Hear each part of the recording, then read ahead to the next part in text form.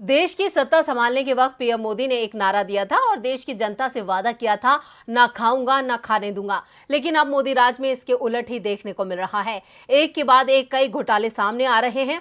अब मोदी सरकार में हजारों करोड़ का दाल घोटाला सामने आया है। अब इस घोटाले को लेकर मोदी सरकार कांग्रेस के निशाने पर है। क्या है पूरी खबर, देखते हैं इस रिपोर्ट में। पीएम मोदी को देश की सत्ता संभाले 8 साल हो चुके हैं। इन सालों में पीएम मोदी के हर नारे और वादे सिर्फ जुमले साबित हुए हैं। कांग्रेस ने गरीब परिवारों और सेना को दी जाने वाली दालों में भ्रष्टाचार का मुद्दा उठाया है। कांग्रेस ने दावा किया कि भ्रष्टाचार के कारण केंद्र सरकार को 4600 करोड़ रुपए की चपत लगी है। कांग्रेस प्रवक्ता अभिषेक मनु सिंघवी ने कहा कि दाल के खेल में बड़ा भ्रष्टाचार हुआ है।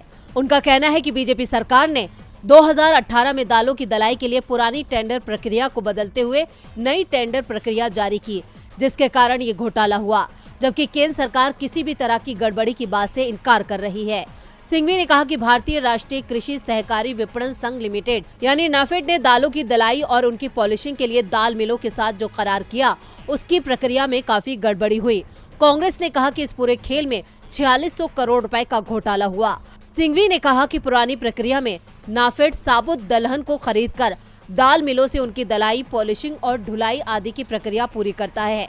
2018 से पहले सरकार इस काम के लिए दाल मिलों को पैसा देती थी। इस काम के लिए सबसे कम पैसे की बोली लगाने वालों को ठेका दिया जाता था। नीलामी की इस प्रक्रिया को फ्लोर रेट या लोअर रेट प्रोसेस के नाम से भी जाना जाता था। कांग्रेस का कहना है कि इस सिस्टम में खामी ये है कि इसमें कोई लोअर लिमिट नहीं रखी गई, यानी सरकार ने ये बंदिश नहीं लगाई कि न्यूनतम इतने किलो से कम बोली नहीं लगाई जा सकती। कांग्रेस नेता ने कहा कि नई प्रक्रिया के बाद छोटी दाल मिलों के लिए टेंडर प्रक्रिया में भाग लेने की गुंजाइश ही नहीं बची। केवल बड़ी कंपनियां ही इसमें बोली लगा सकती थी और बड़ी कंपनियां आपस में मिलकर कम से कम दाल लौटाने की मात्रा तय करती हैं और बाकी बचा हुआ माल खुले बाजार में बेचकर मोटा मुनाफा कमा रही हैं।